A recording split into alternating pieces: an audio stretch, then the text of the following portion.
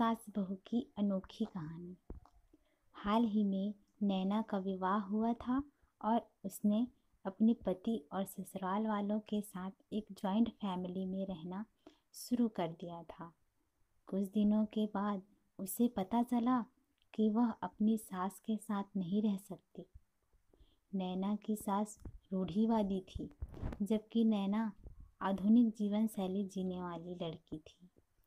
जल्द ही उनके बीच झगड़े होने लगे। कई महीनों के बीत जाने के बाद भी दोनों में से कोई भी अपना व्यवहार नहीं बदल पाया। समय के साथ साथ नैना और ज़्यादा आक्रामक हो गई और उसे अपनी सास से नफरत होना शुरू हो गया।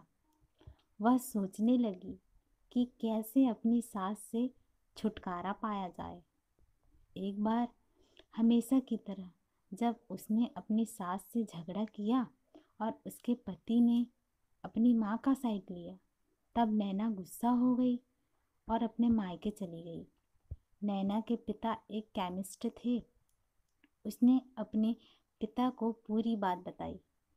उसने अपने पिता से कहा कि उसे कुछ जहर दें ताकि वह अपनी सास के खाने में मिलाकर उससे छुटकारा पा सके, नहीं तो वह अपने पति के साथ घर वापस नहीं जाएगी।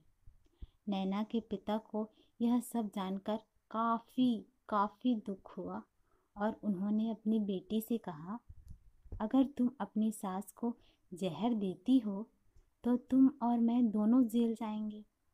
ऐसा करना ठीक नहीं है। लेकिन नैना सुनने और समझने की हालत में नहीं थी। आखिरकार उसके पिता ने कहा, ठीक है, जैसा तुम चाहती हो वैसा ही होगा, लेकिन मैं तुम्हें जेल में नहीं देखना चाहता।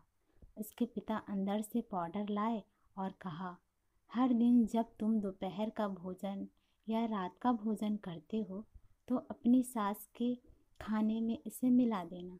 इससे धीरे धीरे कुछ दिनों में वो मर जाएगी और लोग सोचेंगे कि वह प्राकृतिक रूप से मरी है। उन्होंने यह भी कहा, क्योंकि किसी को भी तुम पर शक नहीं होना चाहिए, इसलिए आज से तुम अपनी सास के साथ नहीं लड़ोगी, बल्कि तुम उनकी देखभाल करोगी। भले ही वो कुछ भी कहें, तुम गुस्से से बात नहीं करोगी और हमेशा शांत रहोगी।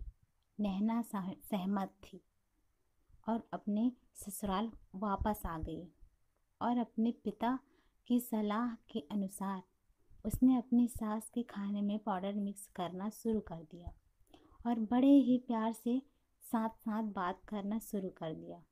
समय बीतने के साथ साथ नैना की सास का नेचर भी बदलना शुरू हो गया, क्योंकि नैना अब अपनी सास को बहुत देखभाल करने लगी थी। इसलिए उसकी सास भी उसके प्रति विनम्र होने लगी और प्यार से बात करने लगी।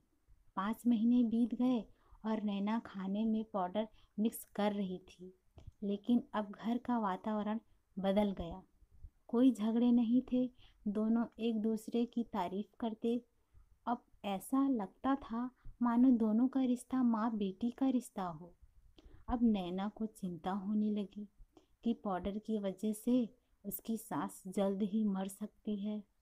वह अपने पिता के घर पर गई और उनसे कहा, पिताजी, कृपया मुझे उस जहरीले पाउडर के प्रभाव को ठीक करने का इलाज बताएं।